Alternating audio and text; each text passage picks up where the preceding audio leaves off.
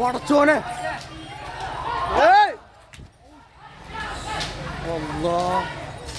പടച്ചോനെ റബ്ബേ. കൂറ്റനാട് നേർച്ചയ്ക്കിടെ ഇടഞ്ഞ ആന പാപ്പാനെ കുത്തിക്കൊന്നു. കോട്ടയം സ്വദേശി കുഞ്ഞുമോനാണ് മരിച്ചത്. കൂറ്റനാട് നേർച്ച ആഘോഷ പരിപാടിയിലേക്കായി കൊണ്ടുവന്ന വള്ളംകുളം നാരായണൻകുട്ടി എന്ന ആനയാണ് ഇടഞ്ഞത്.